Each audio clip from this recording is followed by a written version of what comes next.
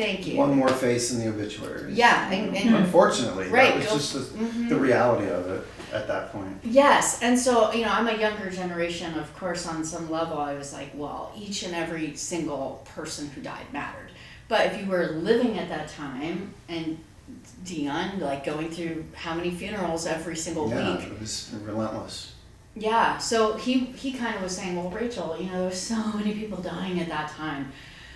So in a strange way, like, it just grabbed me because it was like, well, this guy didn't just die of AIDS, not that it's a just, look, I'm wearing my AIDS memorial shirt, but like, I care so much about that era, I think, because it just feels to me like we still haven't processed the trauma of it. And Billy's murder, yeah, it was a murder in the sea of horrible deaths. So that's where it all started. It wasn't going to ever be a true crime film. It was going to be like, why on earth did this young man's murder go like unsolved? Why no one cared? Why it was, you know, a cultural portrait. Yeah, we really wanted it. Her intention was to make like more of a portrait of Billy, and then when the documentary came out, she was thinking someone out there would see it and come forward with information that. And to be honest, she came to me real early with the idea, because actually we hooked up on Circus of Books because I did the sizzle reel for that. So it all comes back to Circus of Books. So she contacted me to do the sizzle reel for this, and she told me the concept, the idea. I heard about the case. And she was like, I'm gonna make this doc and maybe somebody will see it. And I was like, well, good luck. Really, I was. I honestly was, because I was. Hopes and dreams are great. But it's like so many people from back then are dead. And in the gay porn community, all those actors, they're all dead. I'm like, I'm glad to help you, but don't get your hopes up. And here I am, just the asshole. No, you're also she did it. Well, I will say, I mean, to do the like, you know, I was just an expression just blanked over my head. But like, no, the thing that Dion did, if it wasn't for Dion, we wouldn't have a film, because this whole film is independent, and you know, at a certain point, it's just like, oh.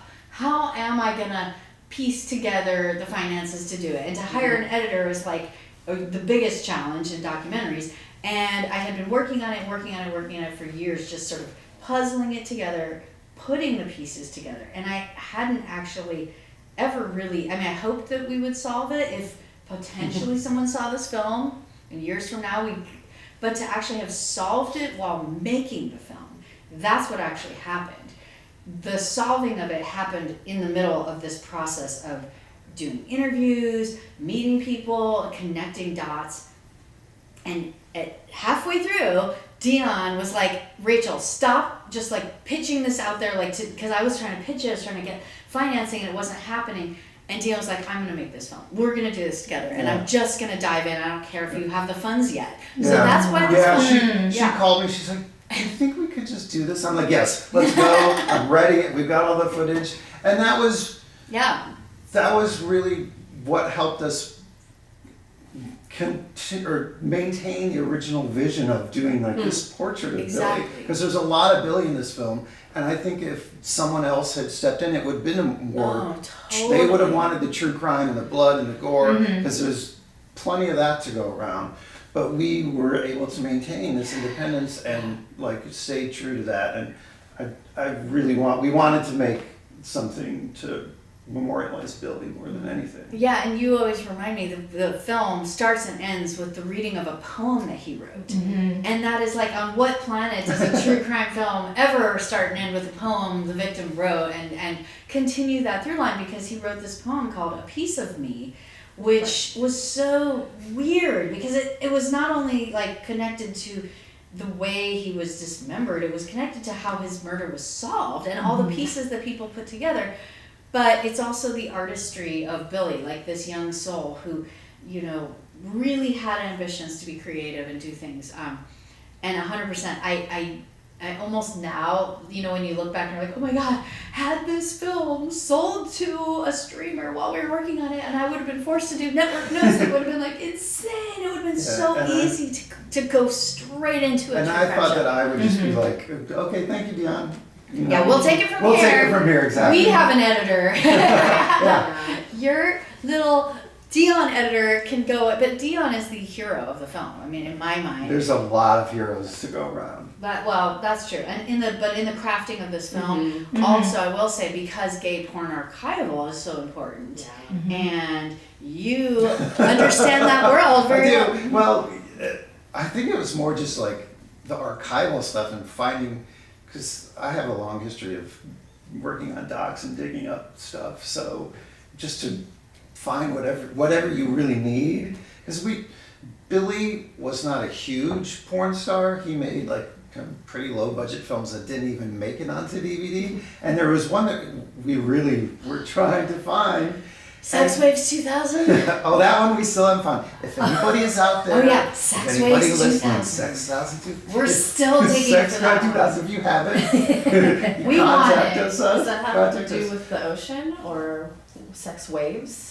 What's the storyline? Yeah. No, actually, no, it's not. There is Give me the tagline. There is a Sex Waves. We have that. Oh wait, that's not the one one we're missing is Sex Drive. Sex Drive. Sex Drive 2020. Let's get that right, just so people can put it in their database and try to find it. Sex Drive 2020 For all- is what we're looking for. Yes, Okay. porn Maybe collectors. 2000, maybe And 2000. there are Damn some it. out there. Sex Drive something. I should have brought my Okay. porn notes with me. Yeah. As a community, we will find this. After watching your film, we can do anything. Yeah, right? No, there's a very robust gay porn Reddit thread community that will look for stuff. Oh my God, are you guys in it? It's No, she's on Reddit. Everyone's on Reddit. Don't put, she points at me like I I'm think it's doing called something. vintage gay porn, right? Is Oh, that I don't right? know. Oh, okay. But it's But yeah, there's awesome. everything's on the internet, and that's how we eventually Yeah. found this one film that we wanted on VHS, because there was just some random site that sold old VHS porn. I was like, typed it in and it popped up. I was like, couldn't believe it. Oh, and the most interesting about that film, I was looking through Circus of Books, the film Circus of Books, and there's all this B-roll of in the store, and there's one and there it was on the shelf. I'm like, Rachel, your parents have this. What happened to it? Oh my God, that She killed threw it me. away. Oh my God, the thing that That's the killed thing. me It was probably is in that I dumpster. see. This is the part about going back to your first question. That that question. I always had this feeling because my mom had to get rid of stuff and throw it away, and I maybe I'm just a natural hoarder, but I did keep a lot of the vintage stuff because I was like, Thank you. I cannot get rid of It's vintage history. magazines. It's history. Yeah. You never But- know what's going to come in Yeah, handy. and I had that feeling. I was like, which of these videos am I going to be so pissed went in the garbage? Black Fantasies. That's the one. That's the one. And Dion, I remember you called me in the middle of the night. You're like, I found Black Fantasies. Like, freeze framed one of the shots. It was just like, a gimbal shot, like rolling through the store. We had like hundreds of hours of footage. It was just like wides of panning through the store. And there it was on a On the shelf. And I was like, no, and because Billy was in it and had an actual speaking line. Oh. So anytime. There's a whole story. We'll do a. There's a another documentary podcast. on that. Yes, there is. Finding his voice was really important for us. And he had this really sweet. His lines were all very sweet, and you find them, and that's the thing is that I always wanted these guys to be humanized and real guys, and so that's actually where it started in Circus of Books. Like when I went to Mickey Ski, whose name is also Mike Szymanski, as a writer.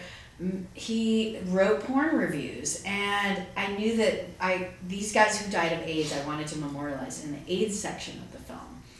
And going through it, I was like, well, the glossy pictures are always so silly in a way, all that olive oil or whatever, but there's got to be somebody that has pictures of them just hanging out or being more like a boy next door, because the world needs to think about each and every person.